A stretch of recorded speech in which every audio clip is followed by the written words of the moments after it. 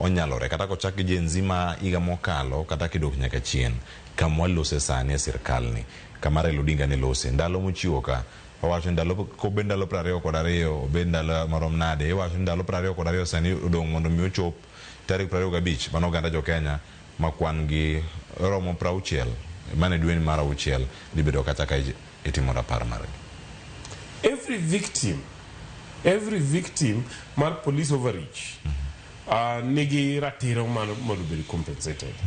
Okay, but what I refuse is the idea ni wangi mana ji prauchel gi kende. Okay, one get thousands of Kenyans and especially jo Uganda Maluo. Kwa jini wangi prario gi kende. What about jo amoseto later? Manoseto earlier on.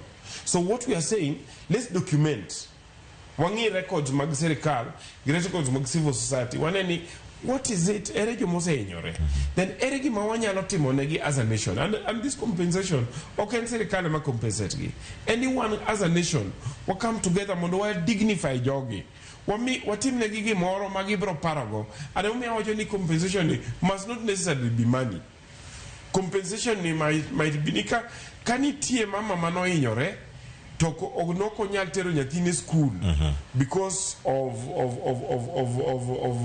bunde mano goe in 2005 to ngine gimoro manyalo miyo nyathine cha yudo gima chamo kanitie moro ma because of that ok nyal chulo rent odwar ne affordable housing mondo migi gigidage kanitie moro manyalo yudo minya yudne tich to yudne tich kanitie moro minyalo mi pesa I to team reintegration, one of the biggest problems kendo any ingeni what youth mangeny ndalo jenzini na lomanda mano kata masufuria cha to gimanda mano moko youth osebedo ka wa involve youth in demonstrations and moko bedo involved in crime and crime ka sama koro wawinjore ni kokorumo to we never go back mondo wangi into youth manyo ni ndara manyo loot and destroy again kanye.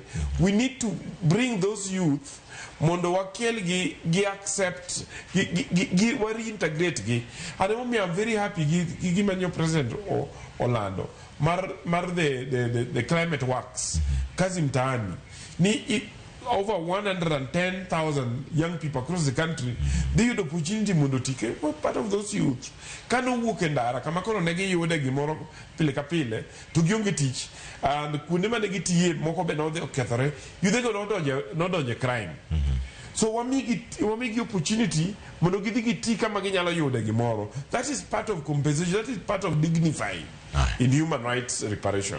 Kamano Okil Nyamori akaw mano ka wach mari mugi kata kena mendo kanyo mari mugi kata mar Seth ka watieko kar kae no bed kode yo machal nade tekawe maduong' ahinya me yudo kae kata gino ma isomo maduong' ahinya ka wuok madaraka nyasi man madaraka mano bage county ma Homa Bay.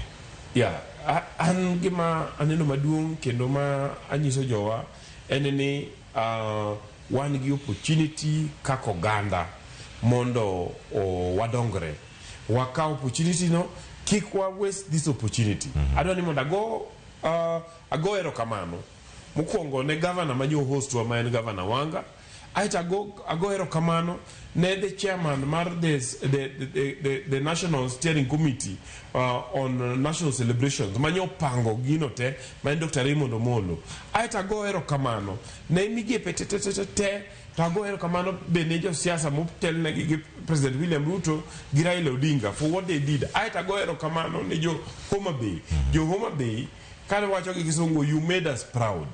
Kako ganda maluo. Nyumiyo wabedo jo nyadhi makata jo moko ka yuak ni nyowan in the stadium. To nyowan in the stadium nikech nyowa mor. Kata gi ero kata gi dagi wan wamor kendo wapurumeno wamor wabro chwado mana tich. Erokamano ahinya. Emane ng'amuko no jatend piny onego kone wachwado tich ok wachwodho